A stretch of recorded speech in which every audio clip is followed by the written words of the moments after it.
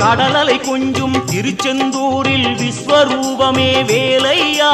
பழமுதி சோலை அறுபடை வீடும் புண்ணிய தரிசனம் முருகையா